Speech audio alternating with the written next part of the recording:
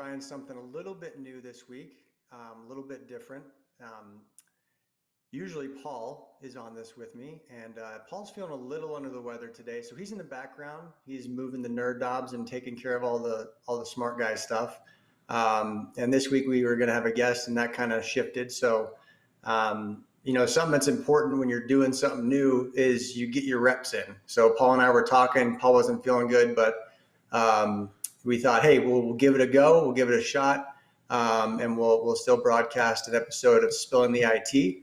So welcome to Spilling the IT. Today's session, we're going to be going into a little bit of some book reviews at a high level. Now, I oversee channel sales and partnerships at Quest Technology Management. I am not a scholar in any sense of the word when it comes to literary works or fiction or nonfiction, but found that it's better to read than to not. And Paul and I thought that it'd be good to go through a couple of books that maybe we found some lessons in from a business standpoint, what we've done at Quest, what we've found successful out there in the market. So today we're going to be going through a few books, and the idea for this actually came from a rant that I kind of went on a little rant on LinkedIn a little over a week ago, talking about the little red hen, kind of joking about some channel sales stuff and how people, show up for the work. So we thought we'd review some real books today. So again, just high level. Not sure we're going to be able to go for the full 30 minutes. I've never actually talked for 30 minutes by myself. So we'll see how this goes. But hope everyone's having a great week. And it's Friday at 4:00. So hope you're, cheers to that. And let's get going. Paul, if you want to go ahead and pull up the first book that we're going to kind of talk about here.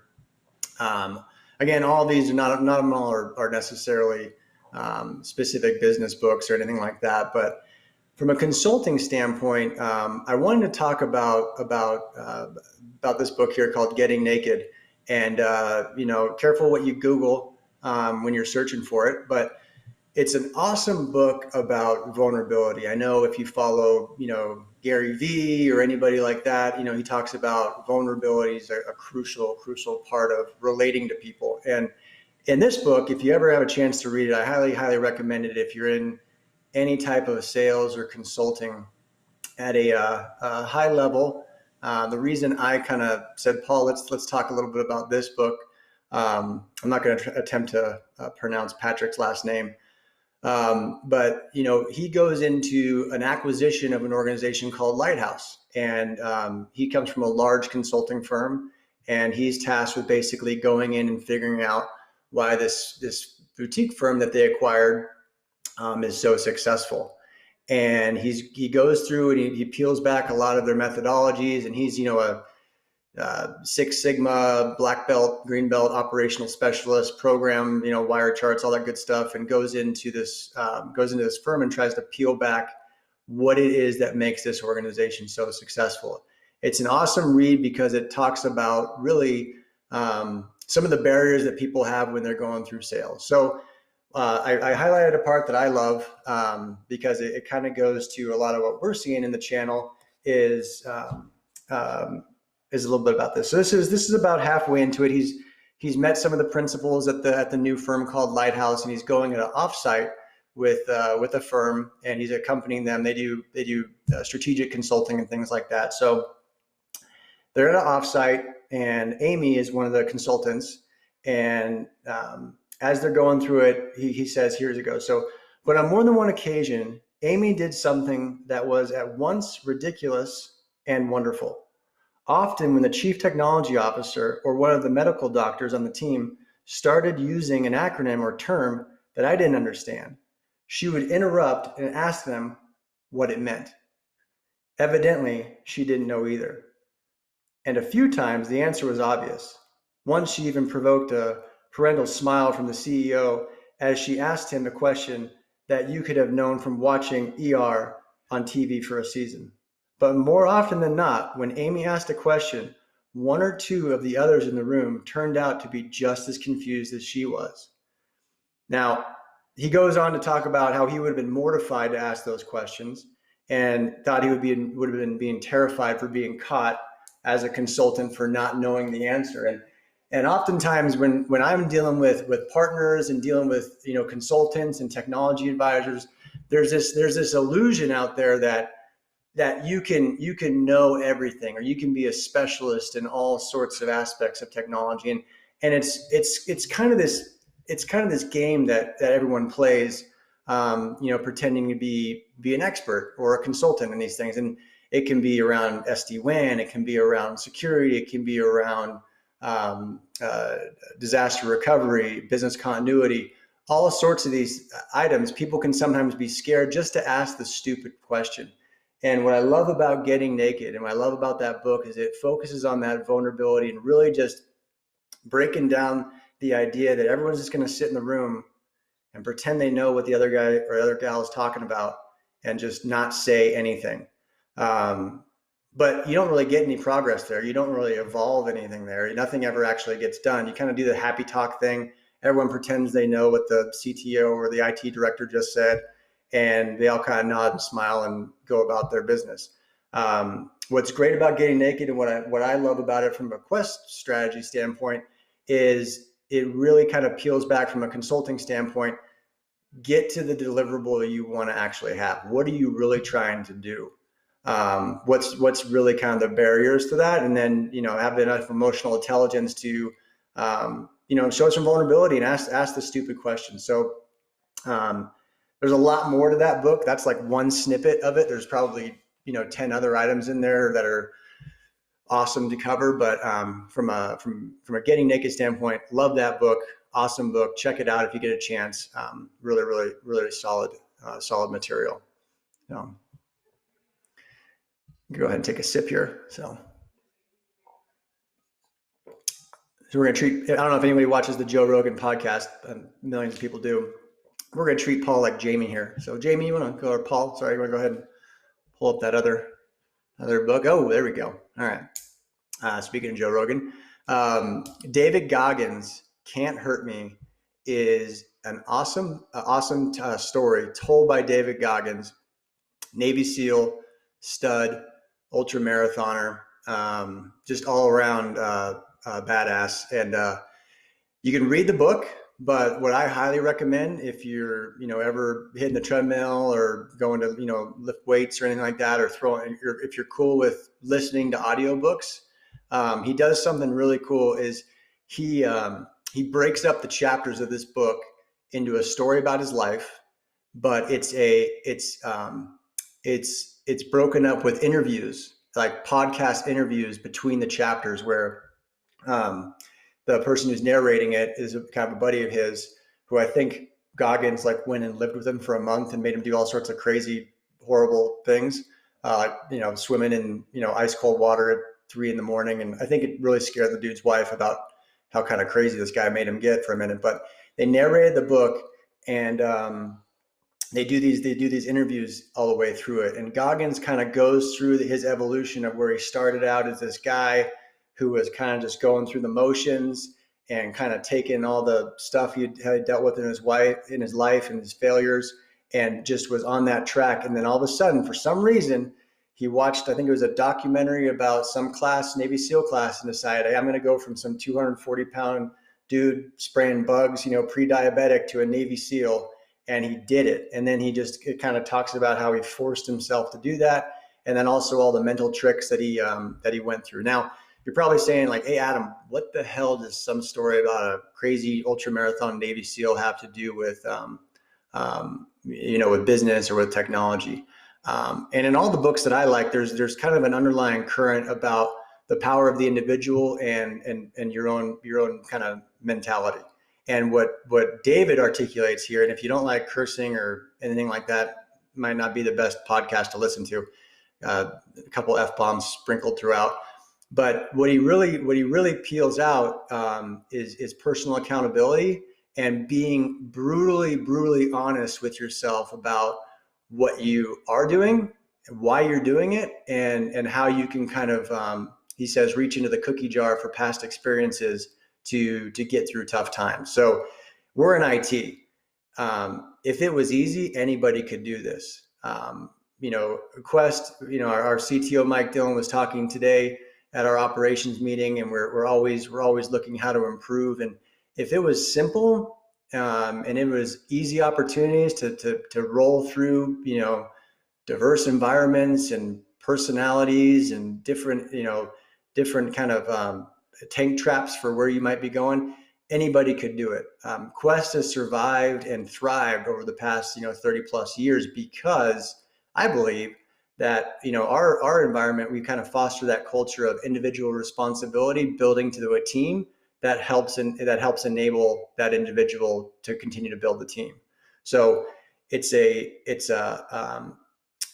I always find common threads, or I like to find common threads in books that I read. And one of the things that David, inspires me to do is try to be as brutally honest about where I'm missing, on either proposals or on working with clients or communicating expectations. Because there's definitely an easy path. You can definitely take the easy path. You can definitely avoid the conflict. If you read the book "Can't Hurt Me" by David Goggins, and you're truthful with yourself, you'll definitely see where you take the easy path. So love it from a personal responsibility standpoint. I think anybody who wants to challenge themselves or get motivated from a personal standpoint can do well with this, but also in business. And also, actually, I just used a term that in the book he probably would think is garbage, is motivation. Motivation is the wrong word according to Goggins. So we'll go ahead and, sorry, David, forget that one. I didn't say motivation. It's read the book. It's good. So, Paul, if you want to go ahead and bring up the next one here. So, anyone who's ever heard me talk at any type of event or anything is probably rolling their eyes right now, because they're like, dude, you always bring up Jocko Willink and Dichotomy of Leadership. And I do, because it's awesome and because Jocko's a stud. Now, I would love it if an Army Ranger would write a book like this, because everyone's probably like, man, why do you keep talking about all these Navy SEALs? I don't know. Navy SEALs write books. I don't know if something about buds is like, they go through like a book writing session. We used to have a couple of Navy guys, on the team at Quest, and I always used to ask them, I don't know what the deal is with Navy SEALs and writing books. They write books. I read books. So, I was an Army guy, went to Ranger school because even Marines need heroes. But just kidding.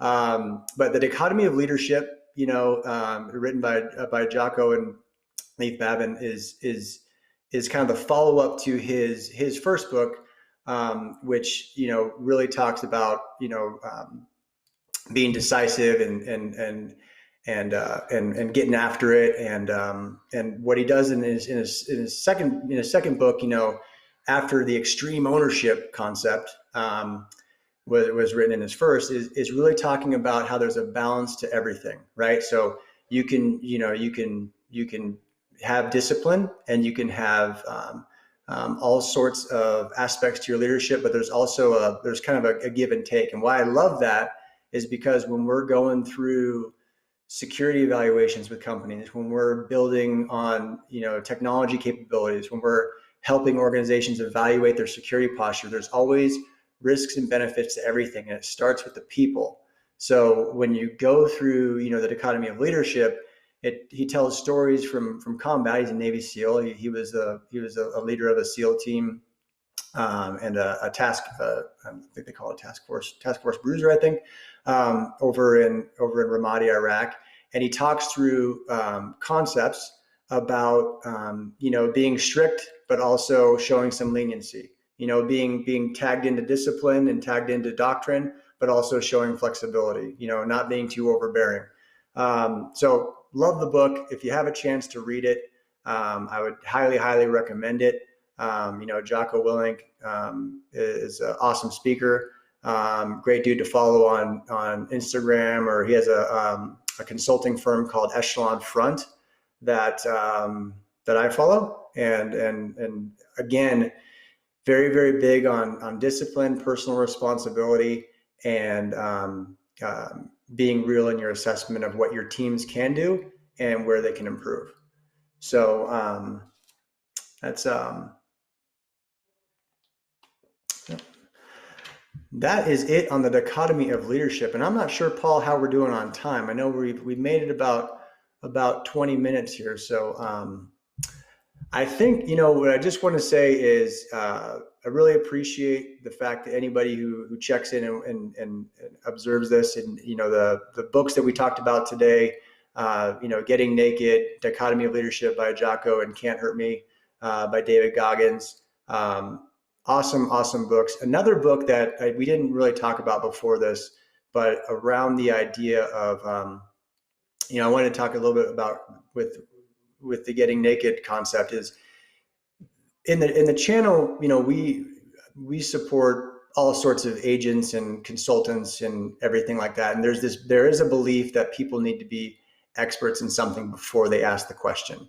Another author that I love and does a great job around personal responsibility and kind of evaluating, where you're at is Jordan Peterson. And he wrote a book called 12 Rules for Life, an antidote to chaos. And in that book, he talks about how the fool sometimes precedes the savior. And the idea that you can ask the stupid questions, the same concept in that book as you saw in Getting Naked, is you can look foolish, but still help your client and still help kind of achieve the result. So, I talk to consultants all the time and different technology partners, and sometimes people will say, I just had a guy who I think he turned 72. He's getting back into the game. He was a long-term Verizon consultant. And this week he won his first deal with Quest. It was a 5-year Meraki deal for a client of his down in Southern California. We provided it as a managed service for him. He was super excited about it. And he was like, Adam, I don't know any of this stuff. I don't know any of these new technologies or this new stuff. I've been out of the game for a while. My residuals are going away and I need to get them back up, and I'm getting back into the game. And there you go. 12 Rules for Life. There you go. Thanks, Paul. And what I was trying to coach him on was the idea that, hey, you have the hardest thing in sales is basically establishing the relationship and establishing the rapport that you can be someone who's trusted, who can help. So it's okay to ask the stupid question. You don't have to wait until you know everything about disaster recovery or business continuity or security or application development. You don't need to know anything about that stuff. You just need to know, okay, I know a lot of people are working on this. I know a lot of people need help with this. And I know organizations that I can bring in to help execute on it. A big thing with Quest that we've built successfully on over the last 35 years is the idea of building blocks and helping out, meeting clients where they're at. And not everybody knows everything about everything. And you got to bring in the right people, but you only get to bring in the right people if you ask the question. You only get to kind of be a fool, and probability, like I said in that little excerpt from Getting Naked, is most people probably in the room with you don't know the answer to it either, and everyone's kind of faking the funk. We always joke around, the emperor has no clothes is a great fable if you're in the technology business. There's so many people out there kind of talking the talk, and sometimes it's real, sometimes it's not. But it's good to ask the question and kind of drill down to the real aspect of it. So again, I just wanted to say thanks for everybody for watching. If you got any questions about any of these books, or if you got a book that you think we should recommend, or a reading list or anything like that, would love to hear about it. That's it for me. So Paul, if you want to go ahead and close this bad boy down, I appreciate everyone and have a great weekend. And hopefully next week, holding our breath, Paul will be feeling better and back in the saddle asking questions. So I don't have to be here like a weirdo talking to myself for 25 minutes. But I appreciate it.